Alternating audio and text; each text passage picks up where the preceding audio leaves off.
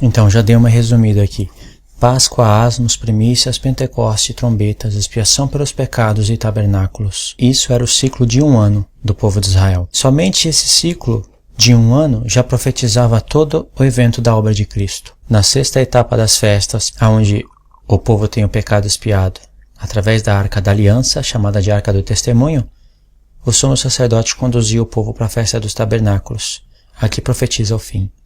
Depois que esse ciclo rodasse 7 vezes, já teriam se passado 49 anos. 7 vezes 7 semanas de anos, já teria passado 49 anos. Depois que esse ciclo rodasse 7 vezes, no ano jubileu, Deus queria que passasse trombeta em toda a terra, e esse ano era um ano sabático, era um ano de descanso. Então os escravos saíam livres, havia restituição, havia um monte de obras de justiça. Era um ano aceitável do Senhor. E nesse dia, Deus fez uma ligação com isso daqui. Eu não sei se vai ficar muito rabisco aí para você, mas Deus fez uma ligação com isso daqui, porque Deus destacou e disse assim: no ano jubileu, no dia da expiação pelos pecados, é para se tocar trombeta. Então o que Deus fez? Deus ligou a festa das primícias, chamada de festa das semanas, com semanas de anos,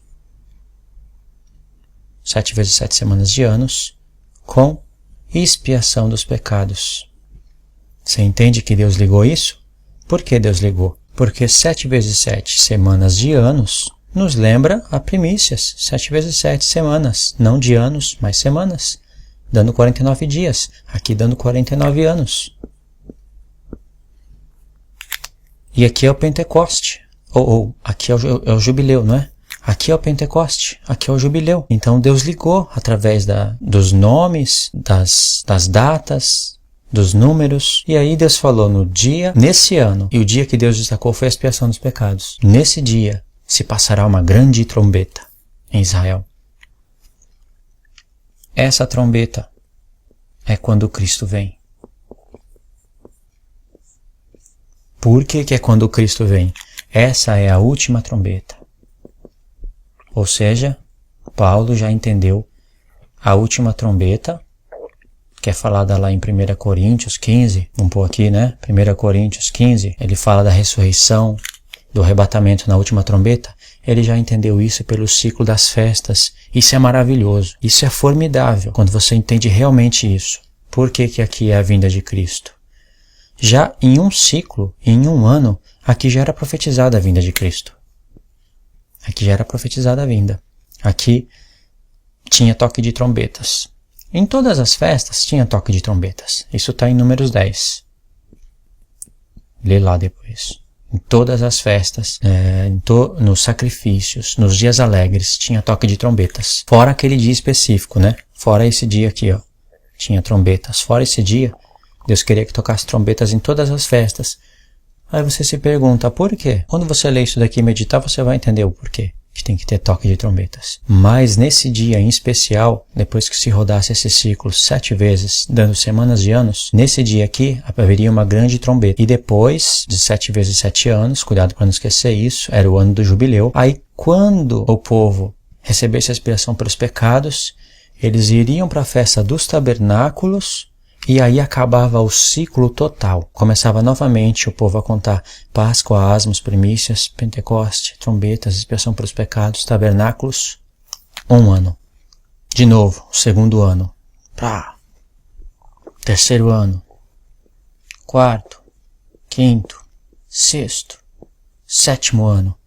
Depois de 7 vezes rodado o ciclo das festas, aqui já daria 49 anos. Aí viria o ano jubileu. Aí nesse dia, a expiação dos pecados, a grande trombeta. E então, a última festa dos tabernáculos. Era assim. Então já tinha um ciclo. Tudo isso daqui é um ciclo. Mas quando desce, vou repetir, né? Você repetitivo, para você gravar bem isso na mente.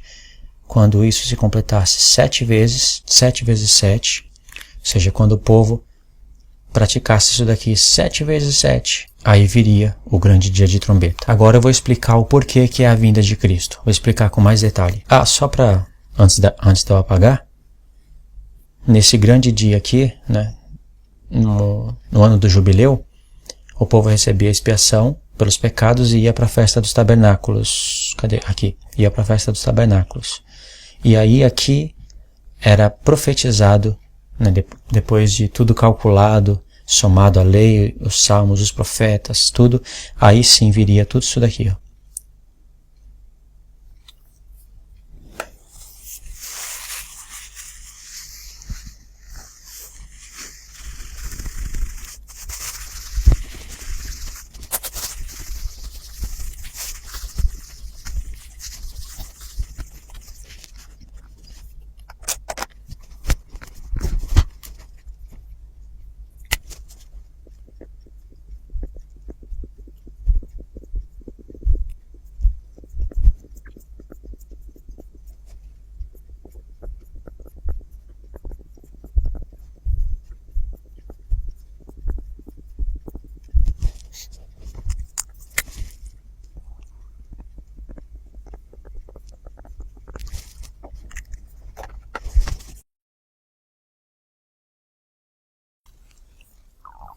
Cristo, ele morreu no dia 14. Aqui ele morreu. Ele ressuscitou o terceiro dia.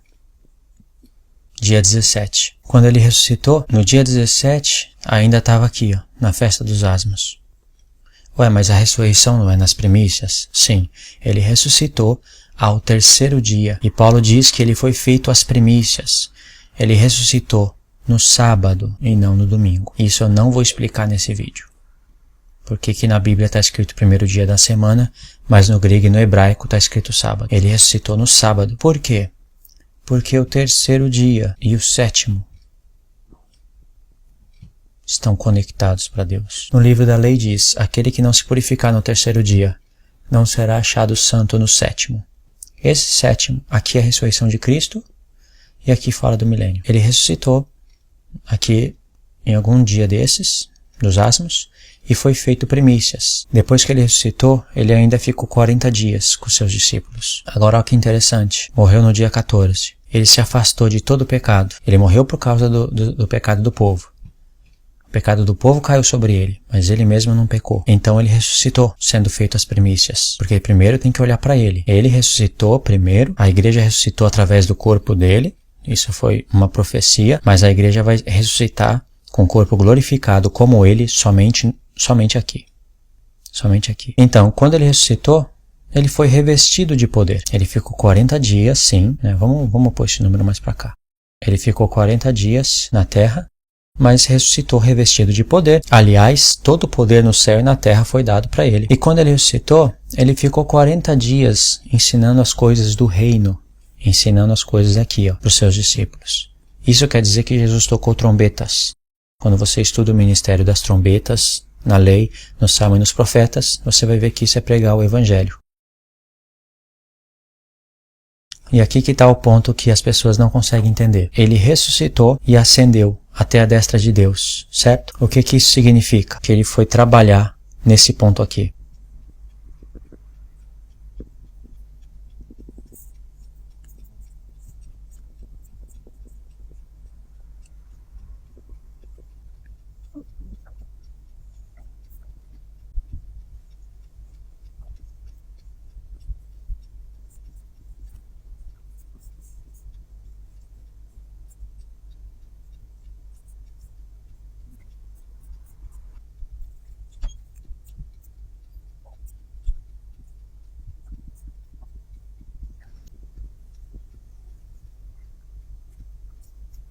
Então, eu vou explicar esse ponto aqui. Você precisa prestar atenção agora. Aqui, nesse local, você está vendo o tabernáculo celeste. Deixa eu arrumar alguma coisa de amarelo aqui, só para ilustrar melhor. Esse daqui é o trono. E aqui você está vendo o tabernáculo celeste, o verdadeiro tabernáculo. E aqui você está vendo o tabernáculo terrestre. Eu vou pôr aqui para ficar mais frisado ainda.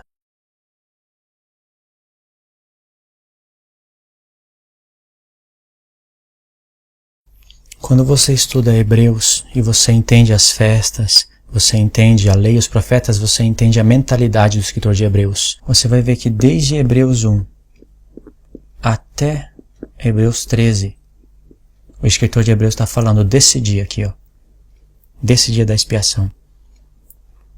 Você não vai ver a palavra festa na epístola de Hebreus, mas o escritor de Hebreus está falando das festas. Ele fala, logo no começo da carta, ele diz, tendo Cristo feito a expiação pelos pecados, se assentou à destra de Deus. O tema focal da epístola de Hebreus é mostrar que Jesus, ele foi feito sumo sacerdote eterno.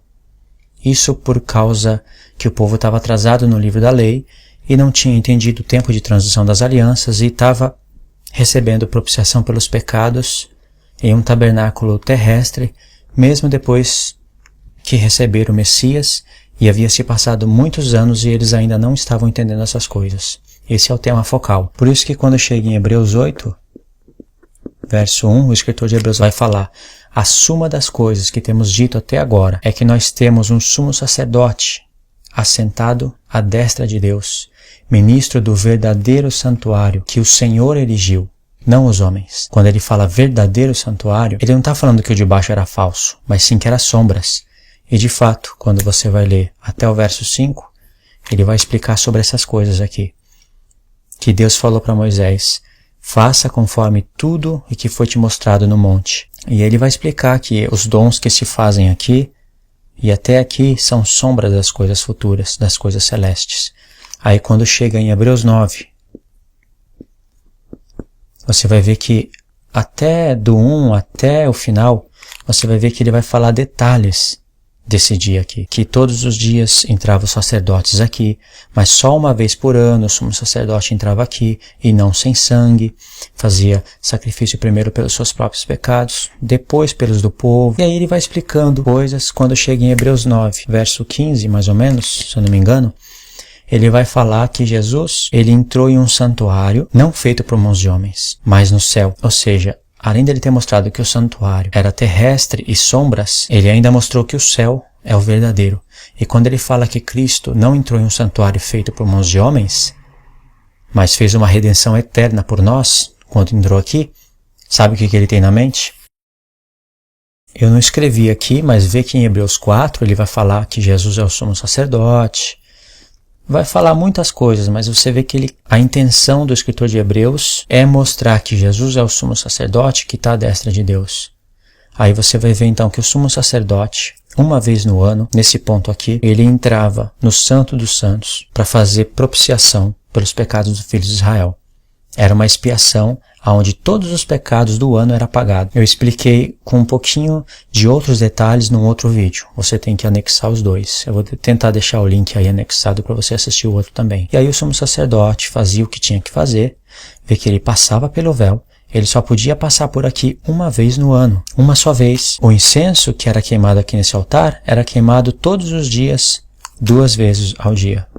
Uma de manhã e uma à tarde. Isso era sacrifício contínuo, mas só uma vez no ano o incensário tinha que entrar aqui dentro e a fumaça que subia do incensário tinha que cobrir o propiciatório para que Arão não morresse. Aí o sumo sacerdote entrava aqui, oferecia o incenso, aspergia sangue na Arca da Aliança 7 vezes. Isso era nesse ponto aqui. E o escritor de Hebreus entendeu que a entrada do sumo sacerdote aqui representava a entrada de Cristo aqui. Porque aqui era o Santo dos Santos. Aqui era o Santo dos Santos. Aqui é onde estava a Arca da Aliança. Aqui era representada a glória de Deus. E Deus diz que tem um tabernáculo no céu. E a Arca da Aliança é o trono. Deus é o que habita no meio dos querubins. Não está escrito isso nos profetas, nos salmos? Mas você vê que Deus fala que tem um tabernáculo no céu. E lá você vê que ele é cercado de 4 querubins. Então, somando essas coisas, o escritor de Hebreus viu que isso daqui é a figura do céu. Então, depois que Jesus ressuscitou, primícias, ficou 40 dias, foi revestido de poder, né, por intermédio da ressurreição.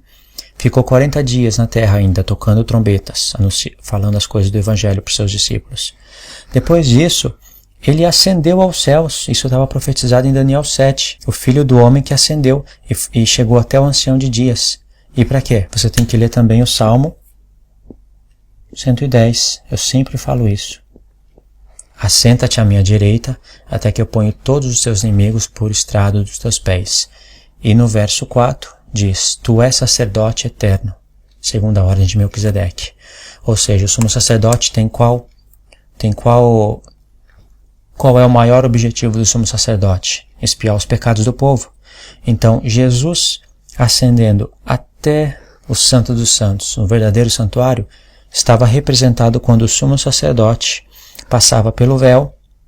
Aí o escritor de Hebreus fala que Cristo nos abriu o caminho para o Santo dos Santos. Aí ele fala, pela sua própria carne.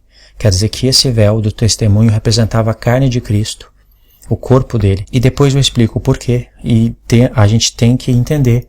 E tem versos para entender de onde que o escritor entendeu isso, já que todo o tabernáculo era a figura do corpo de Cristo. Quando o sumo sacerdote passava por aqui uma só vez no ano, era Cristo entrando no Santo dos Santos. Quando o sumo sacerdote saía, isso você entendeu, né? Isso está em Hebreus 9, não precisa de eu ficar dando muita volta aqui. Isso está em Hebreus 9, está escrito. Quando o sumo sacerdote saía, lembra que isso daqui era no mês 7, dia 10, o dia mais importante do ano para Deus e para o povo. Tanto é que no ciclo das festas havia 7 descansos. E de todos esses 7 descansos, aqui Deus falou que se alguém fizesse alguma obra nesse dia de descanso, ele iria destruir essa pessoa do povo. E falou no singular ainda. Embora não apareça aqui nesse mapa mental, são 7 descansos nessa temporada das festas, que são 7 pontos.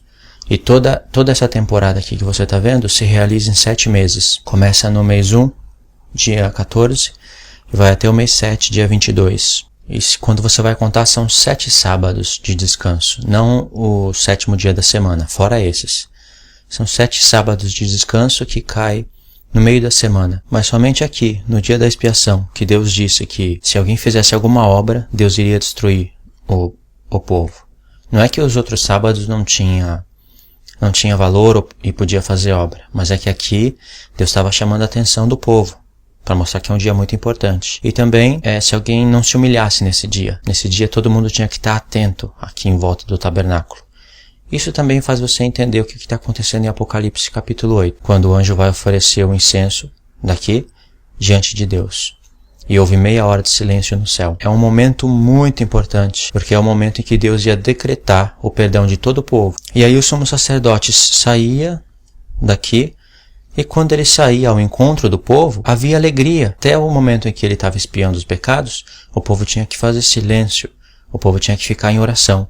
Mas quando ele saía com a obra realizada, tinha alegria. O povo, além de ter toque de trombetas, tinha alegria, porque o povo ia ser introduzido para a festa dos tabernáculos com os pecados expiados e com todas aquelas maravilhas que eu não falei aqui nesse estudo, mas eu falei no outro estudo, ok?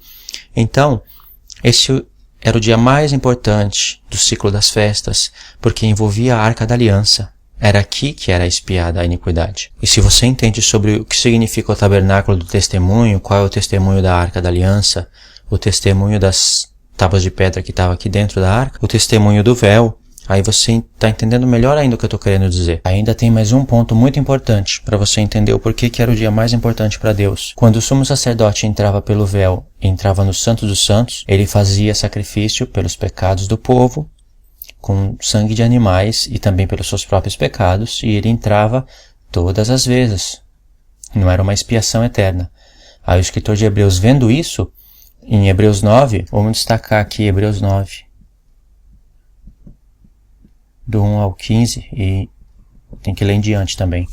Aí ele fala, Cristo não entrou em um santuário feito por mãos de homens, mas no mesmo céu, tendo feito uma redenção eterna. Ou seja, o escritor de Hebreus tinha em mente que ainda Cristo tinha que ter todos os inimigos debaixo dos seus pés, e um dia ele ia sair desse santuário, ele ia voltar. Cristo ascendeu aos céus, que é o Filho do Homem. No Salmo 110 ele ascendeu aos céus, e para Cristo ascender aos céus ele passou pela sua própria carne, ou seja, ele morreu e ressuscitou. A carne de pecado foi desfeita, porque o corpo, a carne de Cristo, era a figura da igreja. Ele levou as punições por nós, morreu, ressuscitou, aí ele ascendeu aos céus. Então, se a entrada do sumo sacerdote aqui representava Cristo ascendendo ao verdadeiro tabernáculo, porque isso daqui é a figura do céu, o que representa a saída do sumo sacerdote? Representa a volta de Cristo. E quando Cristo volta, Ele volta para estabelecer o milênio. Assim também, quando o sumo sacerdote saía do templo, ele saía para conduzir o povo para a festa dos tabernáculos. Deu para entender isso? Isso daqui é muito importante. E como eu expliquei no estudo passado, aqui vai ser o reino de Deus. Aqui vai ser o reino de Deus. O reino de Cristo. Aqui ele vai ser rei. E na festa dos tabernáculos, quando você for ler, Deus manda o povo se alegrar por 7 dias. E Deus explica ainda, se alegrar é para se alegrar por 7 dias e lembrar, para que todos lembrem que eu tirei o povo do Egito. Ou seja, aqui no Egito, o povo estava debaixo do poder de Faraó. O povo estava numa fornalha acesa, como Deus fala. O povo não tinha justiça, o povo não tinha paz, não tinha alegria. Pelo contrário, diz que o povo gemia e o clamor do povo chegou até Deus. O povo era até desanimado de ouvir Moisés por causa do duro trabalho. E Deus queria que o povo se lembrasse disso, que Deus com sinais e prodígios, Deus tirou o povo das garras de Faraó através de 10 sinais que nenhum outro Deus fez e nem é capaz de fazer. Mesmo assim, o povo tentou a Deus 10 vezes. E Deus denunciou o pecado.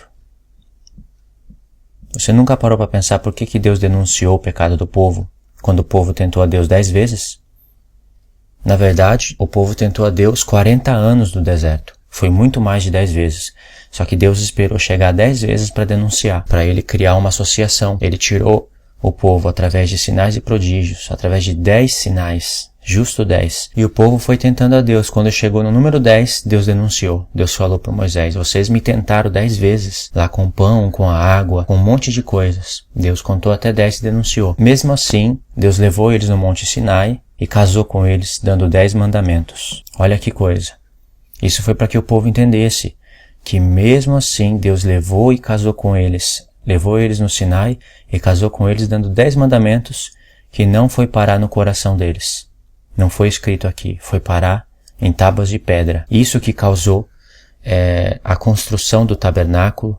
A Arca da Aliança, quando você vai ler em Deuteronômio, Deus ele só pede a Arca da Aliança depois do pecado do bezerro. Depois que o povo quebrou a aliança. Antes disso, Deus não tinha pedido arca. Quando você lê Êxodo, parece que Deus pediu tudo de uma vez, e deu tudo de uma vez. Mas em Deuteronômio, Deus revela essas coisas. Deuteronômio é como se fosse o apocalipse do livro da lei. Moisés vai revelando tudo. É uma reflexão de 40 anos em apenas um dia. Grava isso que eu estou dizendo, que um dia eu vou fazer o vídeo para provar isso daqui. 40 anos. Foi uma reflexão de um dia. Tudo que está escrito em Deuteronômio, do capítulo 1 ao capítulo 34, se eu não me engano é 34, foi dito em apenas um dia. É uma reflexão. Isso é tremendo. O livro de Deuteronômio ele só ficou grandão daquele jeito por causa dos acréscimos, porque Josué escreveu e atualizou. Depois Samuel escreveu novamente. Quando você entende essas coisas, é tremendo. E foi justo Moisés que no Salmo 90 falou para Deus, ajuda-nos a contar o dia das nossas vidas para que a gente alcance o coração sábio. E é justo nesse salmo que Deus fala que a vida do homem chega somente a 70, quando muito 80 anos. O resto é enfado. É claro que o homem vive um pouco mais, mas aí já é uma velhice, onde não enxerga direito, não escuta direito. Ajuda-nos a contar, Senhor, os dias da nossa vida para que a gente alcance um coração sábio. O que Moisés está dizendo? E aí ele fala que, nesse mesmo salmo, que um dia para Deus é como 1000 anos. Ou melhor, 1000 anos é como um dia. Tanto faz. Que é revelação para se interpretar, o livro da lei também. E aqui, o tabernáculo. Então Moisés alcançou um coração sábio, porque quando chegou depois de 40 anos no deserto, Moisés fez uma reflexão. Não me lembro bem se era 3 dias antes ou era no dia que eles iam entrar para possuir a terra. Mesmo assim, teria que lutar lá na terra durante muito tempo. Mas o fato é que houve uma reflexão dos 40 anos. Moisés contou os dias. Moisés gravou tudo o que o povo fez no deserto, a desobediência do povo, e depois estava ensinando para o povo. Quando vocês entrarem na terra, vocês não vão fazer como fizeram no deserto. Até aqui vocês têm feito o que quiseram. Quando entrar na terra não vai ser assim. Então vocês têm que guardar a lei. Aí Moisés começa a relembrar o povo e no desenrolar do discurso de Moisés, ele começa a revelar coisas sobre a arca, sobre as tábuas de pedra, sobre o tabernáculo. É lá que Moisés fala que depois que o povo pecou, Deus pediu a arca da aliança e aí foi construído, Deus pediu o tabernáculo do testemunho. Quando você lê isso em Êxodo, você não consegue discernir os tempos. Então deu para entender? Olhando primeiramente para Cristo, ele morreu na Páscoa. no dia 14. Ele passou pelos asmos, porque a Páscoa é chamada de asmos. Ele se afastou de todo o pecado. E aí ele ressuscitou, sendo feito as primícias. Aqui ele foi revestido de poder. Aliás, de todo o poder, no céu e na terra. Através da ressurreição, ele é revestido de poder. Então ele ficou 40 dias na terra, anunciando o evangelho para os discípulos. O próprio Jesus tocou trombetas. Ah, mas Jesus não anunciou o evangelho antes da sua morte? Sim, mas aqui nós estamos falando depois da ressurreição dele, seguindo a sequência das festas. Jesus, antes de morrer, ele disse, eu sou a ressurreição e a vida, mas ele nem havia morrido ainda. Então aqui nós estamos seguindo o ministério das festas. Depois de 40 dias, ele ascendeu aos céus, não foi? Para que ele ascendeu aos céus? Você vai ver que ele ascendeu aos céus depois de 40 dias, e 10 dias depois iria ser o Pentecoste. Você vê que o tempo dele e o tempo da igreja é diferente.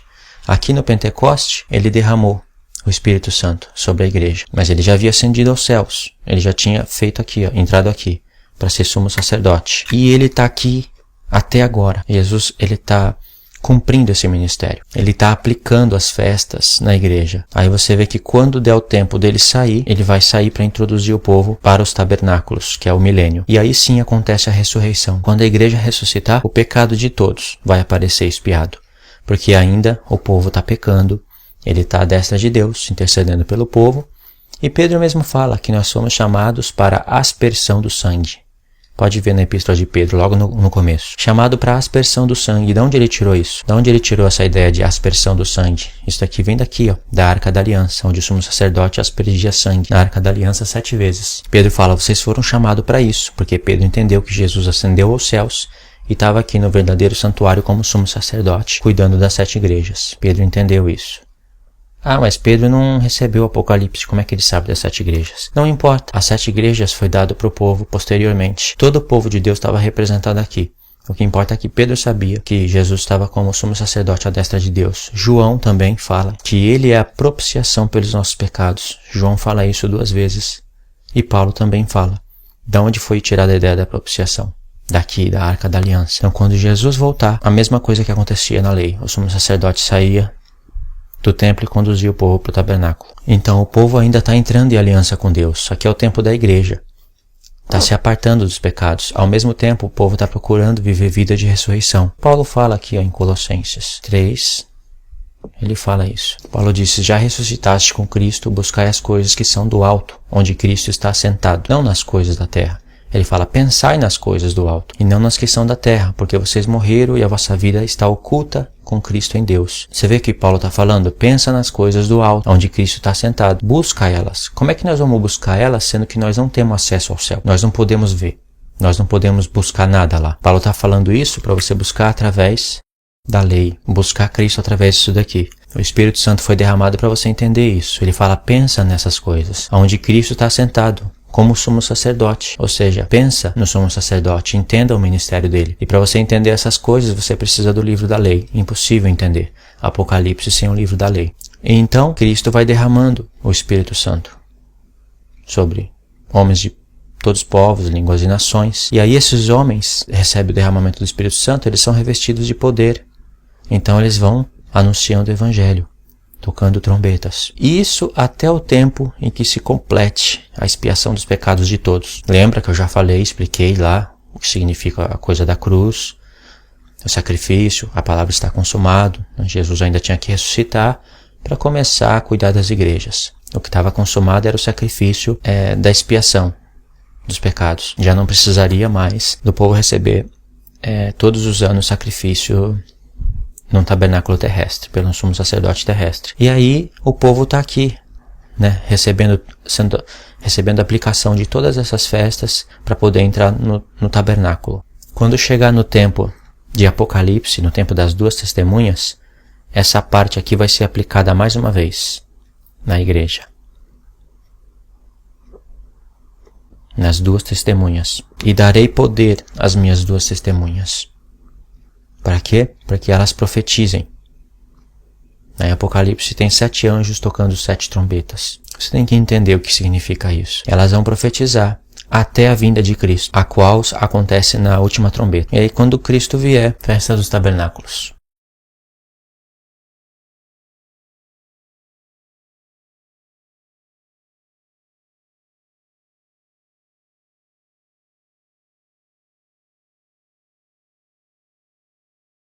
Lembra que eu falei das 3 festas? A realidade da Páscoa, ela começou no tempo de Roma, quando Jesus, como verdadeiro Cordeiro Pascual, foi imolado. Daí começou a aplicar a realidade das festas. Jesus morreu na semana 69 e até então não aconteceu a última semana. A última semana vai acontecer mais ou menos aqui. Aqui vai acontecer a última semana. Isso eu expliquei em outro vídeo. É um vídeo que ainda não terminei, mas eu já expliquei aqui bastante coisa. Você tem que somar os vídeos para entender.